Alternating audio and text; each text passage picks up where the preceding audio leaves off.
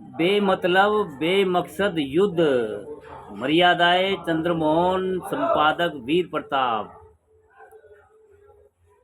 हर युद्ध का कोई मतलब होता है, कोई लक्ष्य होता है। हाल में रूस ने यूक्रेन पर जो युद्ध किया है उसका मकसद उस क्षेत्र पर कब्जा करना है जिसमें रूसी बोलने वाले लोग रहते हैं और रूसी साम्राज्य का हिस्सा रहा है।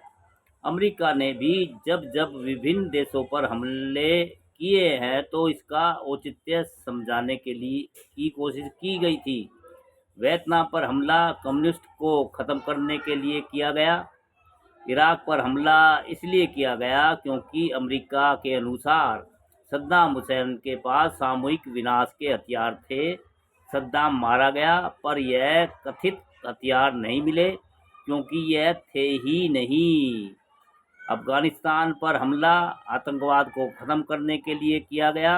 हाल ही में वेनेजुएला पर हमला कर उसके राष्ट्रपति मुदरो को अमेरिका उठा लाया। औचित्य था कि वेनेजुएला अमेरिका में ड्रग सप्लाई करता है, पर ईरान पर युद्ध थोपने के वक्त ट्रंप को कोई स्पष्ट लक्ष्य नजर नहीं आता। यह नहीं कि ईरान से अमेरिका की कोई खतरा है। जून 2025 में ईरान के परमाणु संयंत्रों पर हमले के बाद ट्रंप ने कहा था कि उनका परमाणु कार्यक्रम नष्ट कर दिया गया है। अब फिर कहा जा रहा है कि हम उनका परमाणु कार्यक्रम नष्ट करना चाहते हैं। पहले कहा था कि वह रिजिम चेंज अर्थात सरकार बदलना चाहते हैं। ट्रंप ने ईरान के लोगों से कहा था कि अपने मुकद्दर पर नियंत्रण करने का मौका है। अब कहा जा रहा है कि यह कोई लक्ष्य नहीं है। यह भी नहीं बताया जा रहा है कि युद्ध का अंत देखा जा रहा है। ईरान में हमारे पूर्व राजदूत गद्दम धर्मेंद्र का कहना है कि यह चकरा देने वाली बात है कि युद्ध के लक्ष्य के बारे में स्पष्ट नहीं है। न ही स्पष्ट है कि वह इसे कैसे ख़त्म करना चाहते हैं। समझ नहीं आता कि ट्रंप और नेतन्याहू की जोड़ी दुनिया को किधर ले जाना चाहती है। अगर आपको खुमेनेई पसंद नहीं तो आप उन्हें हटाने के लिए हजारों जिंदगियों को खतरे में डालने के लिए तैयार हो। 86 वर्ष का आयतुल्ला खुमेनेई को तो मारा गया तो उनके रक्षा मंत्री, आर्मी चीफ सहित 40 कमांडर मार दिए गए हैं, पर कोई संकेत नहीं है कि वहाँ रिजमी चेंज होने वाला है या ईरान कमज़ोर पड़ गया है। उल्टा खुमेनेई की मौत के बाद उन्हें शहीद का करार दिया गया है। शिया मुसलमानों के लिए शहादत सबसे बड़ी कुर्बानी है। उनके विरोधी भी सरकार के पीछे एकजुट हो गए हैं। European council of foreign affairs की विशेषज्ञ इसी गैरनमेयर ने कहा है कि खुमेनेई की मौत एक युग का अंत है, पर वही शासन व्यवस्था जारी है। ईरान की सेना और इस्लामिक रेवोल्यूशनरी गार्ड एकजुट है और सुरक्षा व्यवस्था पर उनका नियंत्रण है।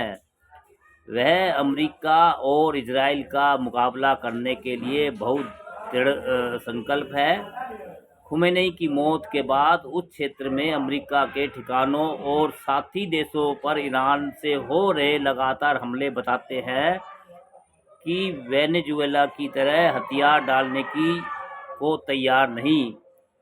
उनके पास 3000 मिसाइलें और हजारों ड्रोन हैं।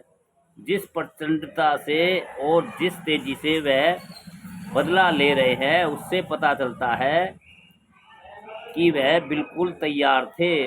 अमेरिका और इजराइल दोनों इससे दंग रह गए हैं। खुमेनेई बहुत सख्त और कट्टर शासक थे, किसी भी तरह का विरोध बर्दाश्त नहीं करते थे। पर यह मामला ईरान के लोगों का है, डोनाल्ड ट्रंप का नहीं। एक व्यक्ति को हटाना किसी युद्ध का मकसद नहीं हो सकता। हमारे साथ भी रिश्ते खट्टे मीठे रहे हैं। खुमेनेई ने बाबरी मस्जिद गिराए जाने का भारी विरोध किया था। यदा कदा यहाँ अल्पसंख्यकों की हालत पर टिप्पणी करते रहे हैं, पर उन्हीं के समय चहाबहार है। कौन सा?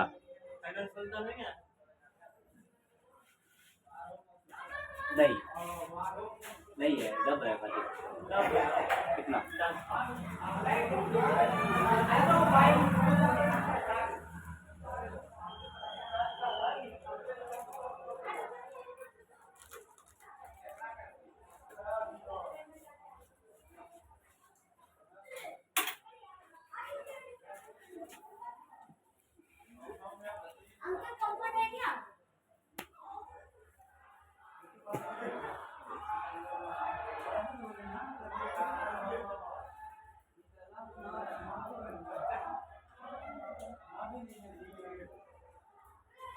यदा कदा अल्पसंख्यकों की हालत पर टिप्पणी करते रहे हैं, पर उन्हीं के समय सहारबह बंदरगाह पर काम शुरू हुआ, जिसके द्वारा हमें अफगानिस्तान और केंद्रीय एशियाई गणराज्य तक पहुंचने का रास्ता मिल गया था। अमेरिका के दबाव में अब यह ठप हो गया है। इजराइल के साथ हमारे संबंध बहुत अच्छे हैं। मुसीबत के समय जैसे कारगिल का युद्ध वह बहुत काम आते हैं। पर मुझे यह कहने में तनिक भी संकोच नहीं है कि नेतन्याहू एक निर्दयी शासक है, निर्दयी, जिन्होंने अपनी राजनीति के लिए गाजा में 60,000 लोग मरवा दिए और जिनकी नीति ने सारे क्षेत्र को अस्थिर कर दिया है। अक्टूबर में इजराइल में चुनाव है। सब यह देखकर किया जा रहा है। खाड़ी और मध्य पूर्व के देशों में आराम से रह रहे लाखों भारतीयों की जिंदगी और आजीविका खतरे में है। भारत सरकार ट्रंप और नेतन्याहू की गलत नीतियों का विरोध भी नहीं पा रही है। अमेरिका और इजराइल के हमले और ईरान के जवाब ने सारे मध्य पूर्व को अस्थिर कर दिया है, जिसके बहुत बुरे परिणाम निकलने वाले हैं। विशेष तौर पर हमारे लिए ईरान अस्तित्व की लड़ाई लड़ रहा है, वह पीछे नहीं हटेगा। मौत के बाद खुमेनेई और बड़ी चुनौती बन गए हैं। वहाँ बदले की आग भड़क गई है। लंदन स्थित भारतीय पत्रकार सैयद जुबेर अहमद ने कहा है कि जो खुमेनेई अपने देश को भारी आर्थिक कठिनाइयाँ, प्रदर्शनों और आंतरिक लड़ाई झगड़े के साथ चला रहे थे, को अमेरिका और इजराइल ने शहीद बना दिया।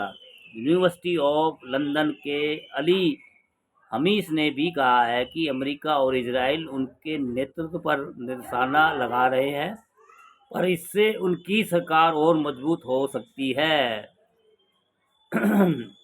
उनकी हत्या के खिलाफ तेहरान की सड़कों पर लाखों प्रदर्शन कर रहे हैं। दुनिया भर में शिया और सुन्नी शोक में इकट्ठे हो गए हैं। ईरान ने कहा था कि अगर युद्ध शुरू किया गया तो यह सारे क्षेत्र में फैल जाएगा। यह अब क्षेत्रीय युद्ध का रूप ले रहा है।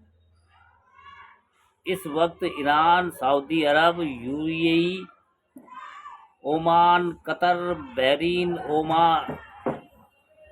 ओमान, कुवैत सब पर ड्रोन पर मिसाइल से हमला कर चुका है। और कर रहा है। इन सब देशों में अमेरिका के अड्डे हैं। चारों तरफ अफरा तफरी मची हुई है। तेल की कीमतों में अभी भी 10% का उछाल आ चुका है। गैस की आपूर्ति में रुकावट आने की संभावना है। होर्मुज़ के जल रास्ते को रोक दिया कर ईरान ने तेल की सप्लाई में भारी रुकावटें डाल दी हैं। मध्य पूर्व और खाड़ी के देश एक प्रकार से पश्चिम और पूर्व के देशों के बीच पुल हैं। उनके हवाई अड्डों को निशाना बनाया जा गया है। अंतर्राष्ट्रीय हवाई मार्ग बाधित हो गए हैं। हजारों वहां फंसे हुए हैं। हैरानी है कि दुबई को विशेष निशाना बनाया गया है। क्या इसका कारण ये है कि दुबई में ट्रंप के परिवार का बड़ा निवेश है? कारण कुछ भी हो, दुबई को बड़ा धक्का पहुंचा है, जिसमें उभरने में बड़ा वक्त लगेगा। यूएई को विशेष तौर पर हर तरह से सुरक्षित जगह समझा जाता था। कोई टैक्स नहीं, कोई नहीं पूछता कि पैसा कहाँ से आया। ईरान ने हमला कर इस सुरक्षा की भावना पर सवालिया निशान लगा दिए हैं। इसका दूरगामी असर होगा। इन देशों के सिवाय जो देश सबसे अधिक प्रभावित हुआ है वे है भारत। 1 मार्च को जिस दिन भारत और वेस्ट इंडीज के बीच क्रिकेट मैच था, एक मैसेज चारों तरफ भेजा गया कि रूस, Ukraine, Pakistan, Afghanistan, Israel, Iran के बीच युद्ध चल रहा है, पर हम लोकतांत्रिक शांति में भारत में सुरक्षित हैं। कोई चिंता नहीं। अगर है तो मैच जीतने की है। मैच तो हम जीत गए, पर यह मैसेज आंशिक रूप से ही सही है। एक, हम भी ऑपरेशन सिंदूर के समय युद्ध झेलकर हटे हैं। दूसरे, यह लोग भूलते हैं कि इन देशों में हमारे 90 लाख हम वतन रहते हैं, जो घटनाक्रम से बहुत परेशान हैं। इनके परिवारजन और भी चिंतित है। खाड़ी के देशों से हमारे लोगों ने 2024 से 25 में $135 अरब घर भेजे थे। यह इससे पिछले साल से 14% अधिक है और बाहर से भेजे गए पैसे का 40% बनता है। इससे हमारे अर्थव्यवस्था को मजबूती मिलती है। हमारा 50% तेल इस क्षेत्र से आता है और 80-85% LNG को खाड़ी के देशों में आयात किया जाता है। यह सब महंगा होगा और रुकावटें भी पड़ सकती हैं। रूस से तेल लेना हम पहले ही अमेरिका के दबाव में रोक चुके हैं। प्रधानमंत्री को नेतन्याहू पर दबाव डालना चाहिए कि वह यह युद्ध समाप्त करे। हमारे लाखों लोग प्रभावित हो रहे हैं और उनकी सुरक्षा का सवाल है। उन्हें इस तरह वहाँ से नहीं निकाला जा सकता जैसे 1990 में कुवैत से निकाला गया था। हमारा अपना हित स्थिर पश्चिमी एशिया में है, जिसमें नेतन्याहू सबसे बड़े बाधक है। ऐसा बेमकसद का जुआ खेला गया है, जिसमें कोई भी विजेता नहीं होगा। खेल का अंत कब और कैसे होगा, यह भी कोई नहीं कह सकता। हमें नुकसान जरूर होगा दोस्तों। बेमकसद युद्ध। हाँ दोस्तों।